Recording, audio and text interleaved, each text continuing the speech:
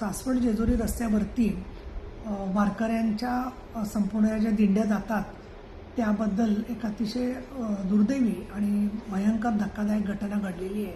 आणि ते म्हणजे जेजुरीच्या जवळ एक ट्रकने जो ताराई महाराज भुयेकर यांच्या दिंडीतला ट्रक MH43E4908 हा जेजुरीकडे जात असताना सांगलीच्या कसबे डिग्रस दिंडीतील 7 महिलांना जोराची धडक त्या ट्रकने दिलेली आहे.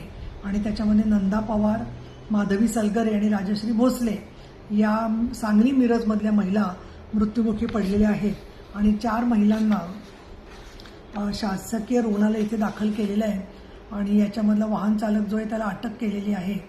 या संदर्भामध्ये मी अतिशय दुःख आणि खेद आणि वेदना व्यक्त करते.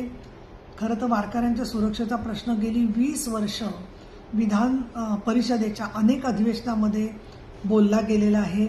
त्याच्या आधाराने पोलीस आणि वारकरी यांच्यासाठी अनेक सूचना वारंवार सरकारने जाहीर केलेल्या आहेत.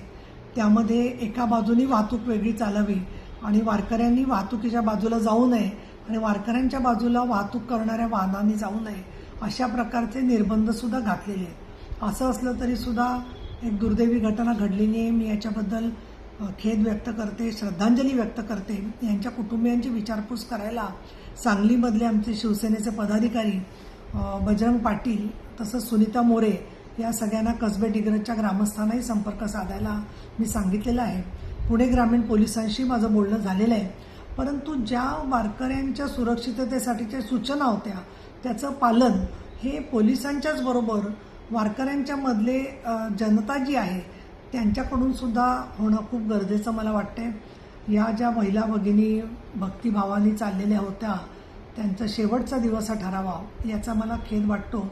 पण त्याचबरोबर अजून एका गोष्टीचा खेद वाटतो म्हणजे दिवे घाटामधून जात असताना वारकऱ्यांना प्रचंड त्रास झालेला आहे.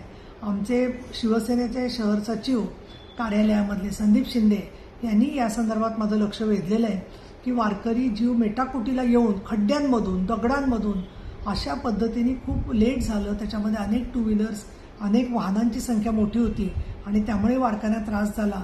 आणि म्हणून जे उत्साही सांगाती असतात वारकऱ्यांच्या त्या दिंडीबरोबर फक्त त्या गावापुरते येणारे ते आणखी चालणारे वारकरी सातत्याने याच्यामध्ये सुद्धा दररोज एक चांगल्या प्रकारची भूमिका वाहतूक पोलीस आणि पोलीस ग्रामीण यांनी बजावली पाहिजे. तसंच स्वयंसेवक नेते स्थानिक यांनी सुद्धा याच्यात लक्ष घातलं पाहिजे. आमचे नेते आणि उपमुख्यमंत्री एकनाथजी शिंदे यांनी श्रद्धांजली व्यक्त केलेली आहे. देवेंद्रजी फडणवीस, सुनेत्रा पवार यांनी या विषयाची गांभीर्याने दखल घेतलेली आहे आणि 5 लाख रुपये प्रत्येक घरटी दिले जाणार आहेत.